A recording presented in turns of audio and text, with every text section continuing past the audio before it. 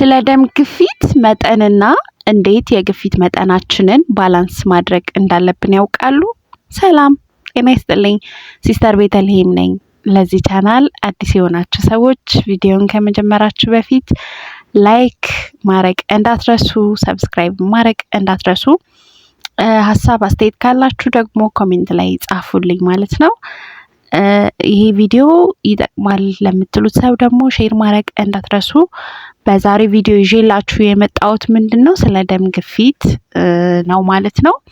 ደም ግፊት በአሁኑ ሰዓት የብዙዎቻችን ኢሹ ነውና የተወሰነ ማወቅ ያለብንን ነገር እንነጋገራለን ማለት ነውና አብራችሁኝ ሆኖ። እንግዲህ ግፊት ስንል ደማችን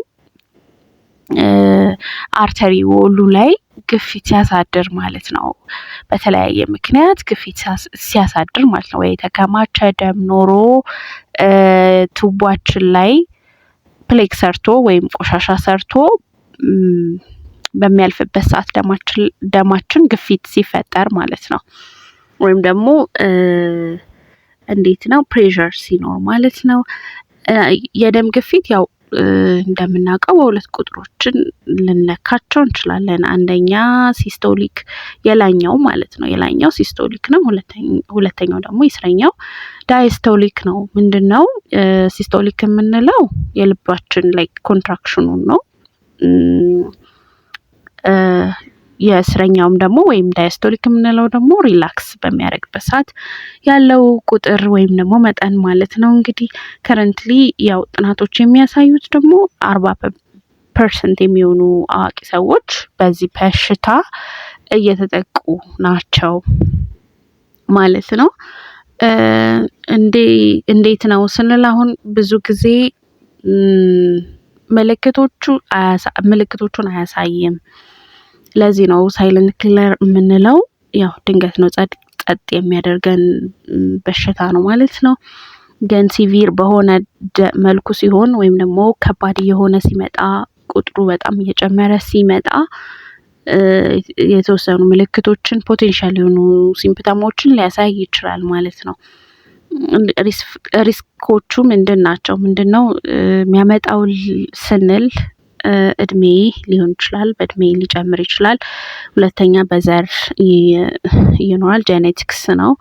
ሶስተኛ ጤናማ ያልሆነ የአኗኗር ዘይቤ ካለን፣ ያው ይሄ በብዙ መንገድ ዘርፈ ብዙ የሆነ ነገር አለው በውስጡ ማለት ነው። ለምሳሌ ከአመጋገባችን አንፃር ጤናማ ያልሆነ አመጋገብ ካለን፣ ጨው በጣም የምናበዛ ከሆነ፣ ክብደታችን ለቁመታችን ሲመጣጠን ባላንስ ካላረገ ወይም ቦዲ ማስ ኢንዴክሳችን ትክክል ካልሆነ፣ ኦቨርዌት ከሆንን፣ ምናጨስ ከሆነ፣ አልኮል የምንጠጣ ከሆነ እነዚህ ሁሉ ጤናማ ያልሆኑ የአኗኗር ዘይቤዎች ውስጥ የሚካተቱ ናቸው እና በእንደዚህ መልኩ ሊመጣብን ይችላል ማለት ነው።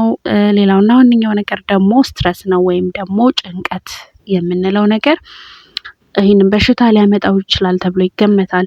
ስለዚህ እንዴት ነው ማኔጅ ማድረግ ያለብን? እንዴት ትሪት ልናደርገው ይገባል ስንል ላይፍ ስታይላችንን መቀየር ነው። ሪስክ ፋክተሩን ካወቅን፣ ሪስኩን ካወቅን ቶታሊ ያንን ነገር መቀየር ነው ማለት ነው። ለምሳሌ ላይፍ ስታይላችን እንዴት እንቀይር ስንል ከአመጋገባችን ስንጀምር 3 ነጭ ነገሮችን መቀነስ አለብን ማለት ነው። ጮማ፣ ጨው፣ ስኳርን ቶታሊ አቮይድ ማድረግ አለብን ማለት ነው እና ሌላው ምንድነው እንቅስቃሴ ማድረግ አለብን። ያው ቁልፉ ነገር ነው። በጣም ለሃይፐርቴንሽን በተለይ ቁልፍ ነገር ነው ማለት ነው። መድኃኒት የሚያስጀምረን ከሆነ ከሐኪማችን ጋር ኮንሰልት ተደራርገን መድኃኒታችንን መጀመር ሌላኛው ማኔጅመንት ነው። ቼክአፕ ማድረግ ኤቭሪ ዊክስ ኦር ዴይሊ ወይም በየሶስት ቀኑ ግፊታችንን መለካት ይኖርብናል ማለት ነው እና በዚህ መልኩ ማኔጅ ማድረግ እንችላለን ማለት ነው። ያው በጣም ከፍ ካለ ደግሞ የተወሰኑ ምልክቶችን ሊያሳየን ይችላል ወይም ፖቴንሻል ሲምፕተሞች ይኖሩታል።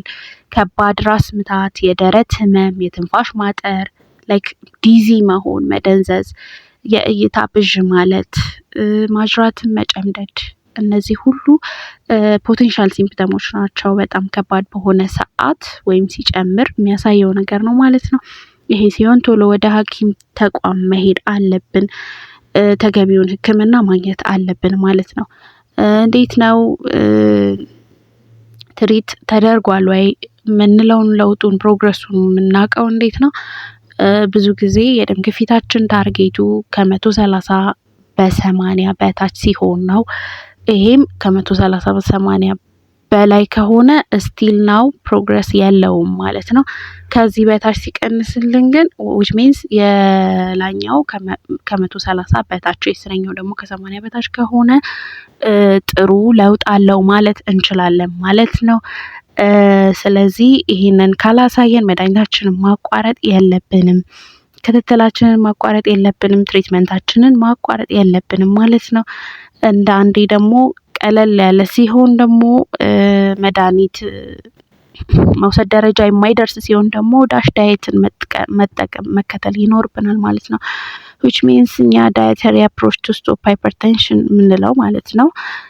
እነሱም መጠቀም አለብን፣ ፍሩት መመገብ ማለት ነው። ይሄ ማለት ዳሽ ዳየትን የሚያጠቃልለው ፍሩት መመገብ፣ አትክልት ማዘውተር፣ አነስተኛ ፋት ያላቸው ምግቦች መመገብ፣ ሶዲየም እና ኮሌስትሮልን ደግሞ በእጅጉ መቀነስ ይካተታሉ ማለት ነው። እና በማግኒዥየም እና በካልሲየም የበለጸጉ ምግቦችን ደግሞ መውሰድ ያስፈልጋል። ምክንያቱም ጤናማ በሆነ መልኩ ብለድ ቨዝላችን ተግባሩን እንዲያደርግ ወይም ደግሞ እንዲያከናውን ስለሚረዳ ማግኒዥየም እና ካልሲየም የበለጸጉ ምግቦች መውሰድ አለብን ማለት ነው። ለምሳሌ እንደዚህ ቅጠላማ ምግቦች፣ እነዚህ ሎው ፋት የሆኑ ማለት ነው።